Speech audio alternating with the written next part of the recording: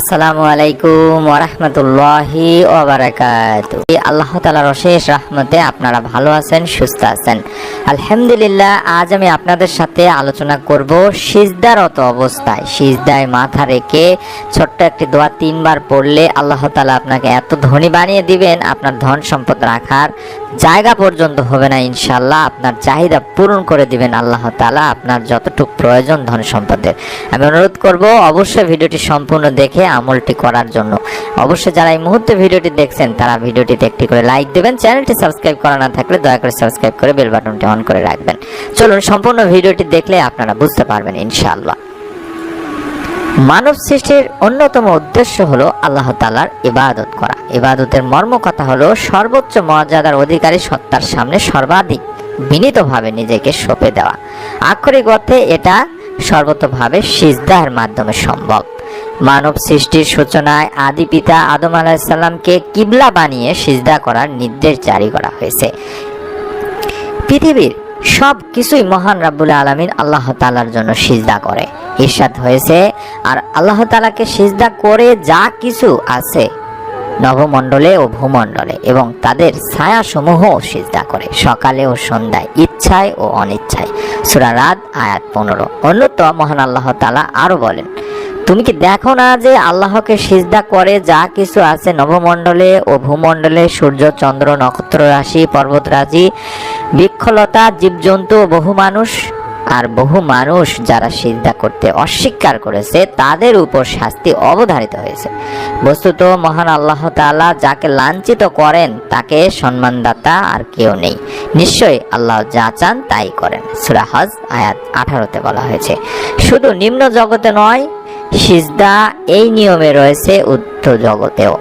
সেখানে ফেরেশতা মহান আল্লাহ তাআলার উদ্দেশ্যে সিজদা করেন। ইরশাদ করা হয়েছে, তারা কি আল্লাহর শ্রেষ্ঠ বস্তুসমূহের প্রতি লক্ষ্য করে না? তাদের ছায়া ডানে ও বাঁয়ে ঢালে পড়ে আল্লাহর প্রতি সিজদারত হয় বিনীতভাবে।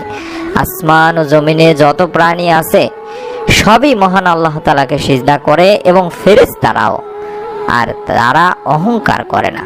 সূরা নাহল আয়াত 48-49 বলা হয়েছে। এই সিজদারত অবস্থায় আমাদেরকে মহান রাব্বুল আলামিনের কাছে দোয়া চাইতে হবে আমাদের সমস্ত প্রকার অভাব অনটন থেকে। সিজদায় কিভাবে দোয়া করবেন তার নিয়ম, কিংবা সিজদায় দোয়া করলে যে দোয়া কবুল হয় তা আমি আপনাদের সামনে তুলে ধরছি। সিজদায় দোয়া করলে যে দোয়া কবুল হয় এই বিষয়ে সহিহ মুসলিম শরীফের একটি হাদিস রয়েছে।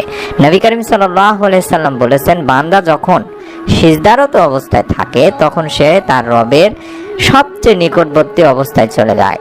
কাজেই তোমরা সেই সময় বেশি বেশি দোয়া করো, সেই সময় দোয়া কবুল করা হবে। এটি সহিহ মুসলিম শরীফের 350 নম্বর সহিহ একটি হাদিস।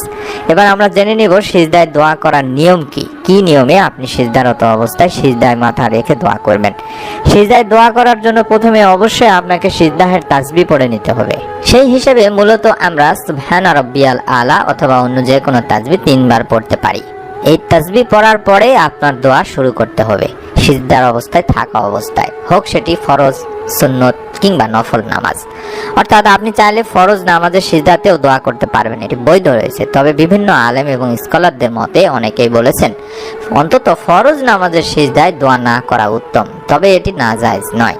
অবশ্যই আপনারা সিজদায় দোয়া করবেন আল্লাহ তাআলার কাছে যেই সমস্ত জিনিসগুলো মানুষকে দিতে পারে সেই সমস্ত জিনিসগুলো ছাড়া। তবে এই বিষয়ে অবশ্যই আপনাদের মাথায় রাখতে হবে, আপনি সিজদার মধ্যে এমন কোনো জিনিস চাইতে পারবেন না যেগুলো সিজদায় চাওয়া বৈধতা রয়েছে সেগুলো আপনি চাইবেন। যেমন ঋণ মুক্তি চাইতে পারেন মহান আল্লাহ তাআলার কাছে, আপনার স্মৃতিশক্তি বৃদ্ধির জন্য বলতে পারেন, উত্তম জীবনসঙ্গী, ভালো জীবনসঙ্গীর জন্য আল্লাহ তাআলার কাছে আপনি সিজদায় দোয়া করতে পারেন। অর্থাৎ যেগুলো মানুষের হাতে নেই সেগুলোই আপনি আল্লাহ তাআলার কাছে সিজদারত অবস্থায় চাইতে পারেন। আপনি আপনার ঋণ মুক্তির জন্য বা অভাব অনটনের জন্য মহান আল্লাহ তাআলার কাছে চাইতে পারেন। আল্লাহ তাআলার কাছে যদি আপনি এইভাবে দোয়া করতে পারেন তাহলে মহান আল্লাহ তাআলা আপনার দোয়া কবুল করবেন, আপনাকে ধনী বানিয়ে দিবেন ইনশাআল্লাহ।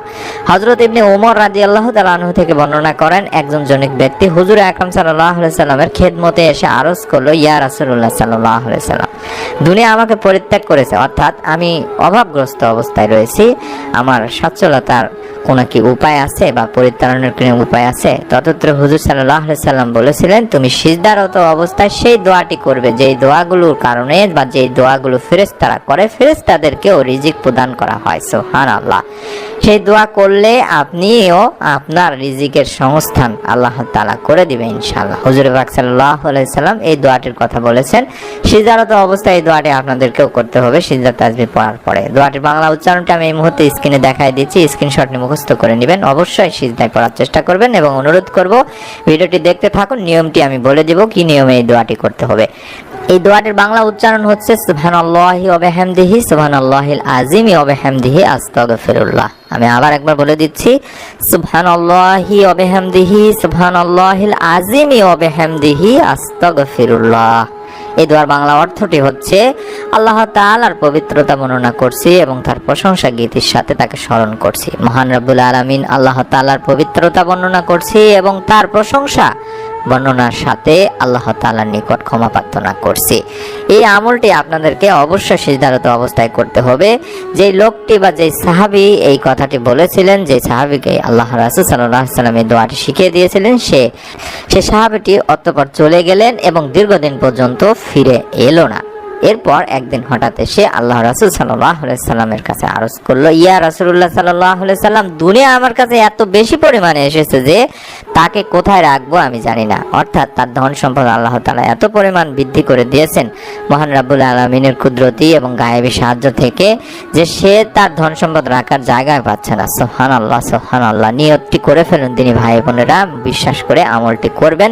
আমি অনুরোধ করব সিজদারত অবস্থায় আপনারা যদি আমলটি নিয়মিতভাবে করতে থাকেন, আল্লাহ তাআলা আপনাকেও আপনার রিজিক, গায়েবী রিজিক থেকে, অকল্পনীয় উৎস থেকে আপনার রিজিকের ব্যবস্থা করে দিবেন ইনশাআল্লাহ। আমি অনুরোধ করব যারা যারা আমলটি করবেন, নিয়ত করে ফেলছেন, তারা অবশ্যই ভিডিওটিতে আমিন লিখে কমেন্ট করে যাবেন এবং যারা এই মুহূর্তে ভিডিওটি দেখছেন তারা সকলে ভিডিওটিতে একটি করে লাইক দিয়ে যাবেন অন্তত, এবং চ্যানেলটি যারা সাবস্ক্রাইব করেননি তারা সাবস্ক্রাইব করে বেল বাটনটি অন করে রাখবেন, যাতে করে আপনি আমাদের নতুন ভিডিওগুলো মিস না করে ফেলেন। আল্লাহ তাআলা আমাদের সকলকে আমলের ওসিলায় আমাদের সমস্ত প্রকার অভাব-অনটন দূর করে দিন, আমাদের তওবা ইস্তিগফার এবং আমাদের সমস্ত গুনাহ মাফ করে দিন। আমিন। আসসালামু আলাইকুম ওয়া রাহমাতুল্লাহি ওয়া বারাকাতুহু।